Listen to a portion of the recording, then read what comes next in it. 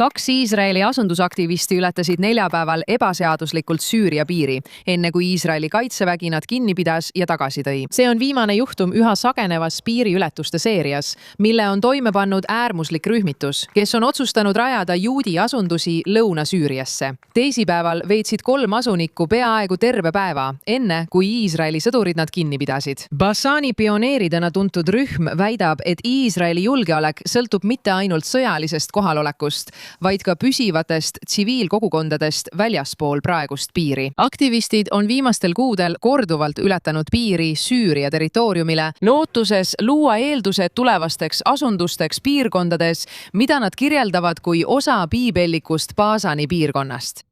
Minu jaoks on oluline selgitada, et Ashura on terrorist ja veresaun, mille ta korraldas alaviitide, druuside ja kurdide vastu, tõestab vaid seda, et ta tahab tulla ja meidki tappa. Ja kui vana piirijoone taga, sisuliselt meie Basani piirkonnas, ei ole juudi asustust, siis ei ole seal juudi asustust.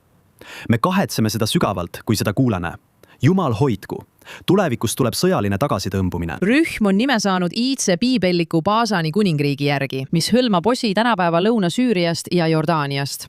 Liikmed väidavad, et neil on ajalooline ja usuline õigus sellele maale ning arvavad, et asundused tugevdaksid Iisraeli kontrolli piirkonna üle, luues samal ajal puhvertsooni tulevaste rünnakute vastu. Nad on sidunud oma kampaaniaga Süüria druuside vähemuse kaitsmisega, kutsudes üles looma seda, mida nad kirjeldavad kui humanitaarset koridori, mis ulatuks druuside asustatud aladele.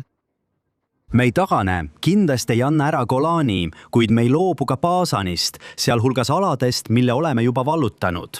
Sisuliselt tegutseme druuside kaitseks. Nende huvides tuleb kogu Tara piirkonnas luua humanitaarne koridor. Kogu Tara piirkonnas, mis asub Basani mäe kõrval, kus elavad druusid, tuleb puhastada meie hävitamist soovivatest vaenlastest ja asustada hoopis juudi asundustega. Iisraeli sõjavägi on aga korduvalt astunud samme aktivistide peatamiseks.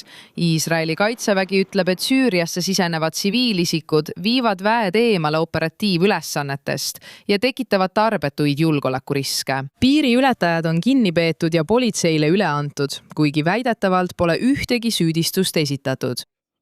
Kuigi liikumine on jäänud poliitilisele äärealale, on see saanud toetusavaldusi mitmelt Iisraeli valitsuskoalitsiooni paremäärmuslikult liikmelt. Praegu on rühmituse katsed rajada Süürias eelpost olnud lühiajalised.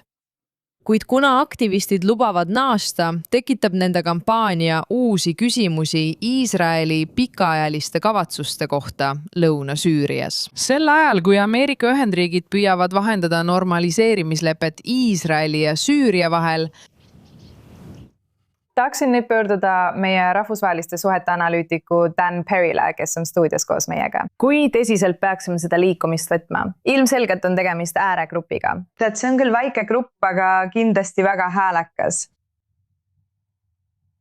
Vaata, kui mina oleks Iraan, ma maksaks hulga agentidele Iisraelis või kauplejatele või lollidele, et seda teha.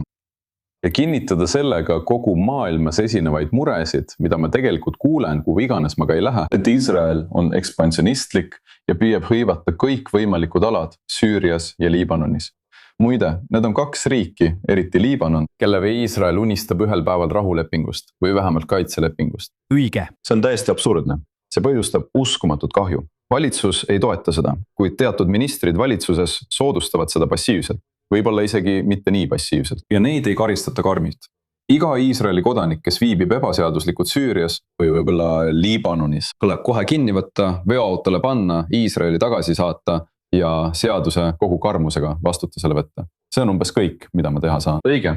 Ja kui praegune koalitsioon valitakse 27. oktoobril uuesti, ma kardan, et me kuuleme sellest aina rohkem ja rohkem, mitte küll valitsuse poliitikana, vaid maniakaalse fanatismina, mille suhtes valitsus silma kinni pigistab. Või võib-olla siin ja seal soodustab seda. Ja see pole midagi muud kui kahju. See on igas mõeldavas mõttes puhas kaotus Iisraeli riigile. Kaasa arvatud juhul, kui, jumal hoidku, Iisrael püüab neid territooriumi üle võtta, tekib veel üks demograafiline probleem, sest need on täis süürlasi. ja mis siis sai ideest, et Iisrael on juudi demokraatlik riik? ma mõtlen, nende piltide nägemine on lihtsalt nii kahjulik, ilmselgelt. Sa tead, isegi kui sina ja mina teame, et see on väike äärmuslaste rühmitus, need pildid levivad juba ilmselgelt kulutulena. See annab vaenlasele propagandamaterjali kätte.